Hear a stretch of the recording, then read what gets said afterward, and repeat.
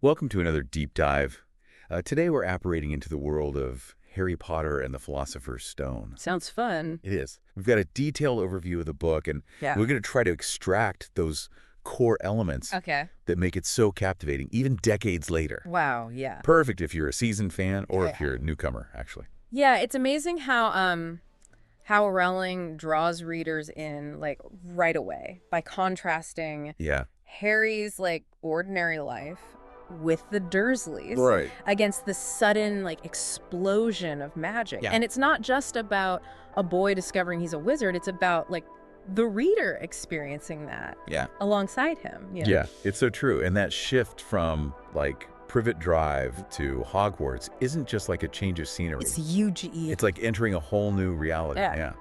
Do you think that's part of why it resonates so strongly? Oh, absolutely. I feel like we all have those moments where we just crave something more than just like the mundane, Yeah. you know? For sure. And the way that she describes Hogwarts, like the moving staircases, Oh, yeah. the secret passages, the enchanted classrooms, it's more than just like a backdrop, you know? Well, It becomes a character itself. It's like a And that- place yes. that embodies like possibility and wonder. Some critics, though, they argue that Hogwarts is too much of like a wish fulfillment fantasy. Mm. How would you respond to that? Well, it's true that Hogwarts has a certain idealized quality, but I think that's part of its appeal, right? It Yeah. represents a world where like anything is possible, where learning is an adventure. Yeah. And where like even the most ordinary child can discover extraordinary abilities, and within that framework, like Rowling explores like complex themes and challenges too. Yeah. It's not all, you know, sunshine and butterbeer. Right. Speaking of challenges, Harry's journey isn't like a solo act. He has Right. Ron and Hermione right there beside him. He does. What do you think about that dynamic?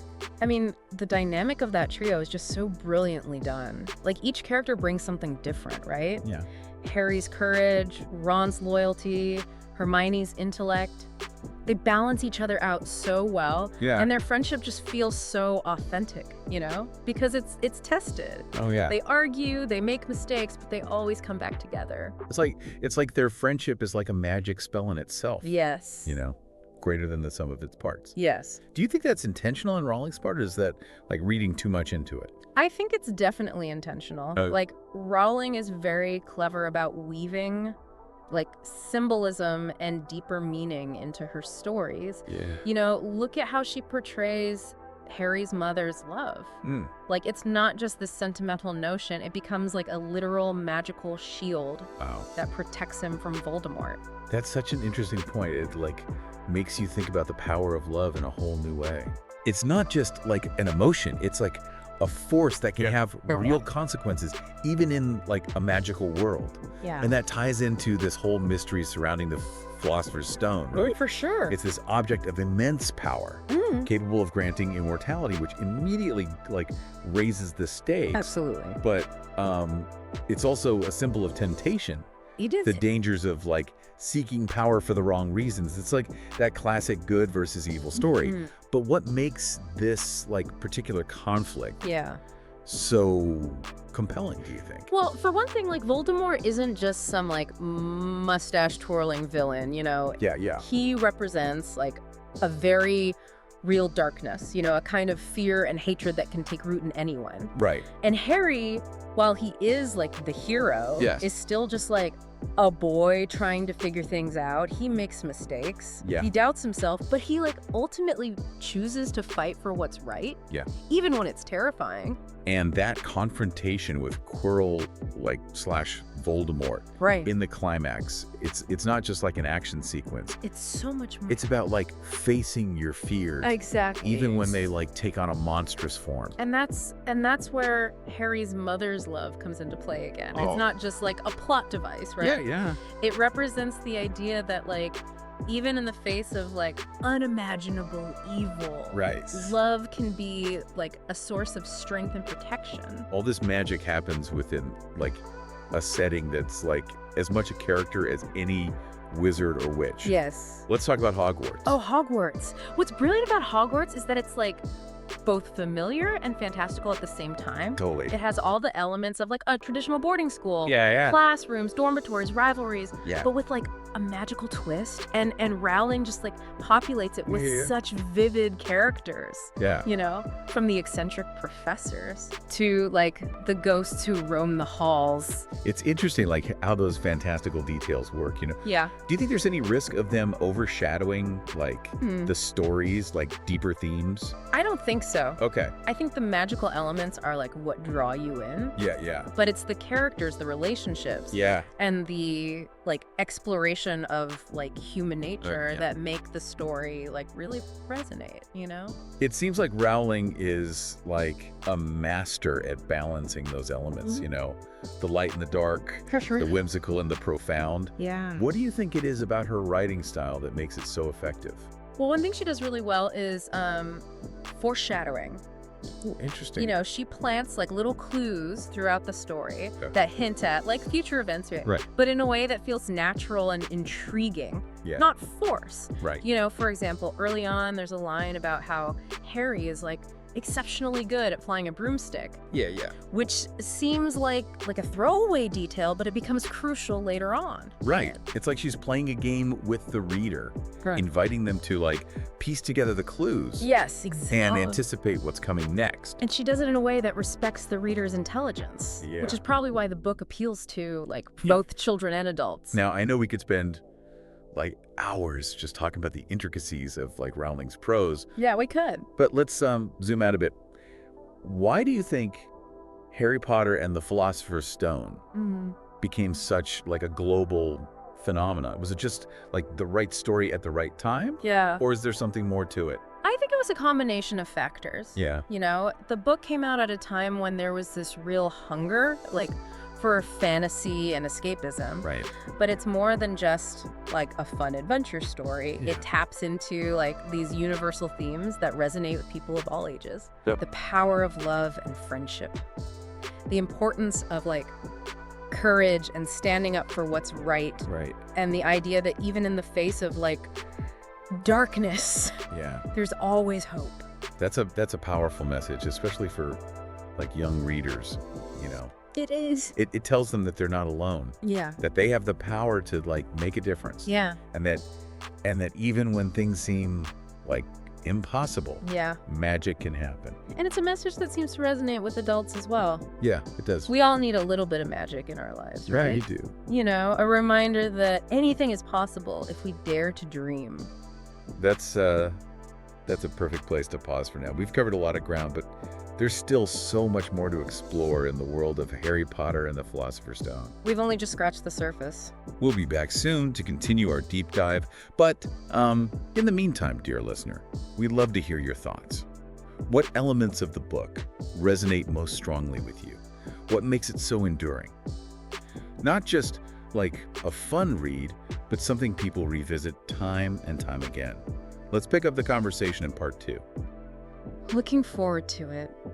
Welcome back to our deep dive into Harry Potter and the Philosopher's Stone. We're picking up right where we left off, exploring what makes this book so magical. Yeah. Before the break, we were talking about how Rowling balances, those fantastical elements with deeper themes. Yeah. Especially like those ideas of good versus evil. Yeah. And the power of love. Yes. And it's interesting how those themes play out in the context of Harry's journey of self-discovery. Remember, like he starts out as this ordinary boy living with the Dursleys, completely unaware of his magical heritage. He's almost like an empty vessel at the beginning, isn't he? He is. Like just waiting to be filled with knowledge and experience. Exactly. And when he arrives at Hogwarts, it's not just about learning spells and potions. Right. It's about discovering who he truly is and what he's capable of. Rowling's success with Philosopher's Stone wasn't instant. It makes you wonder, what was it about this story amidst all the other rejections that finally caught like a publisher's eye? What lesson can like aspiring writers take from that?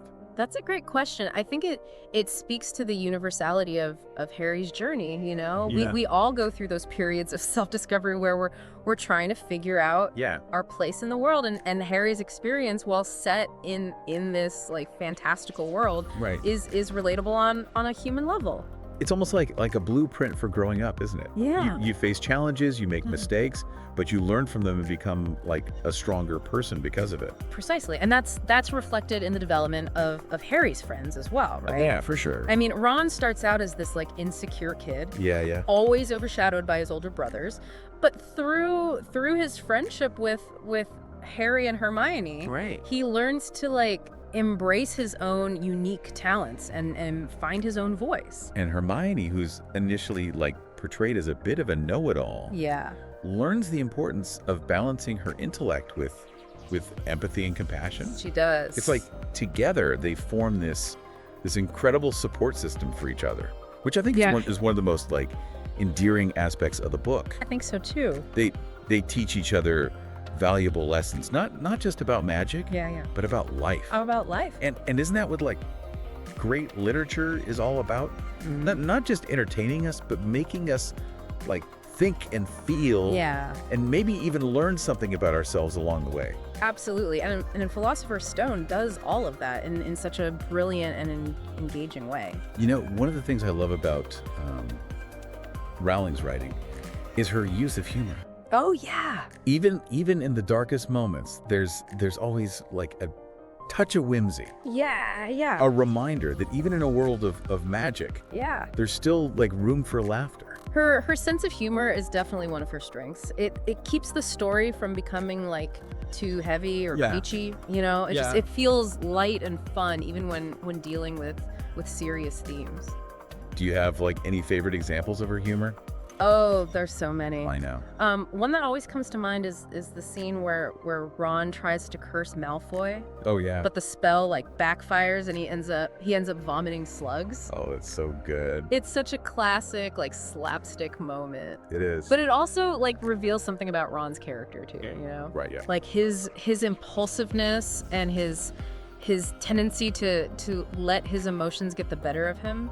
It's like she uses humor to not just like entertain, right, but to deepen our understanding of the characters. Exactly. And it's not just the characters, like her descriptions of the magical world are often like infused with humor, like the way she describes the Weasley's house, you know, oh yeah, with its magically extended rooms and chaotic charm. The Burrow is definitely one of my favorite settings in the whole series. Yeah, mine too. It just feels so warm and inviting. You know? Like a stark contrast to the sterile environment of the Dursleys' home. Which is another clever way Rowling uses setting. Yeah. To reinforce the story's themes. Like the Dursleys' home represents everything that's wrong with the non-magical world, right? It's cramped, it's joyless, and it's devoid of imagination. Whereas like Hogwarts and the Burrow represent the opposite. Like places where creativity and individuality are celebrated. And those contrasting settings play a crucial role in shaping Harry's like perception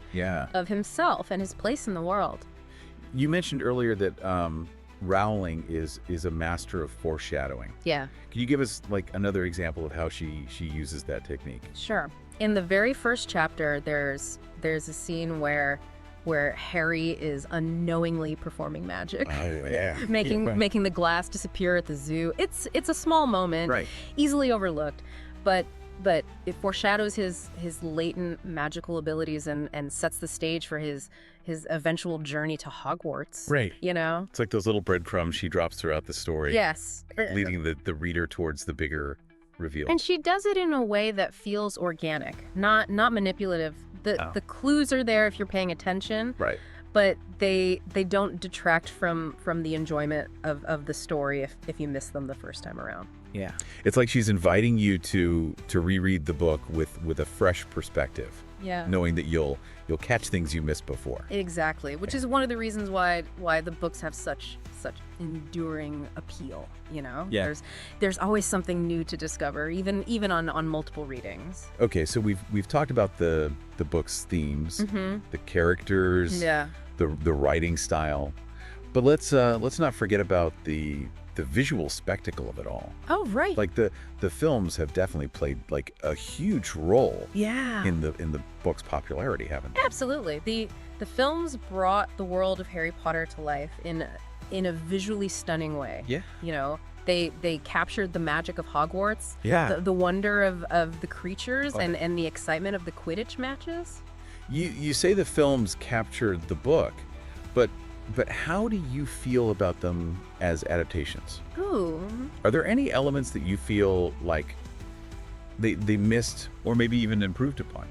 It's always tricky to adapt a beloved book into a film. Right. And there are bound to be like some changes. But overall, I think the filmmakers did a good job of staying true to the spirit of the story. You know, they captured the essence of the characters, the tone of the narrative, and the scale of the magical world. Of course, some details had to be condensed or left out. Right. Did you feel like any of those omissions significantly impacted the overall story? There were definitely some moments I missed seeing on screen. For example, I think the film could have spent more time exploring the relationship between Harry and Hagrid. Oh, interesting. You know, their bond is such an important part of the book. Yeah. And Hagrid plays such a crucial role in Harry's introduction to the magical world. That's a good point. Like Hagrid's warmth and compassion are so vital, especially given how Harry's been treated by the Dursleys. Yeah. He's the first adult who truly believes in Harry and shows him kindness.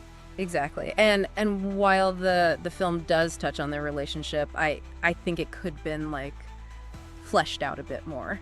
Yeah. But even with those minor quibbles, the films have introduced a whole new generation to the magic of Harry Potter. Undoubtedly. And they've sparked countless conversations about the books. Right. Which is always a good thing. It's a testament to the power of storytelling, both in written and visual form. Yeah. That Harry Potter and the Philosopher's Stone has had such a lasting impact on popular culture. It's a story that continues to resonate with audiences like worldwide, regardless of age, background, or language. Well said. We've covered a lot of ground in this part of our deep dive. Yeah. From Harry's like personal growth to the nuances of Rowling's writing. Yeah. And even delved into the world of the film adaptations. Right. But before we wrap things up in part 3, is there anything else about Philosopher's Stone that stands out to you? Something that you think is essential to understanding its enduring appeal? Welcome back.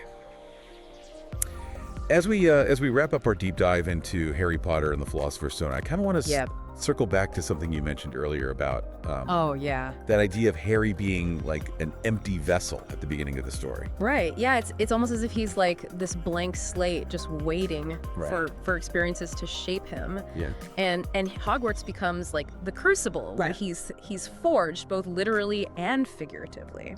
That's a great way to put it. It's not just about him learning magic. It's about him like discovering his values, his strengths, his place in the world. And it's fascinating how that journey parallels the reader's experience too. It does. I mean, we're discovering the magic of this world like right alongside Harry. Yeah. The experience, like the wonder, the excitement, and yes, even the fear through his eyes. It's almost like a shared coming of age story, wouldn't you say? It is. We're all in a sense on that quest to find our own Hogwarts, our own place where we truly belong. That's a beautiful thought, and it speaks to like the universality of the story. You know, it's not just about a boy wizard. It's about the human need for connection. For belonging, for a place where we can be ourselves. And that brings us back to like the power of friendship, which is such a central theme in Philosopher's Stone. Like, Harry wouldn't have survived his first year at Hogwarts, let alone like faced Voldemort without Ron and Hermione by his side. Absolutely. Their friendship is like the anchor that keeps him grounded. It's the source of his strength, his courage, his hope. And it's a reminder that like even in the darkest of times, we're never truly alone. You know, there's always someone who has our back. We've delved deep into this book, but what lingers for you?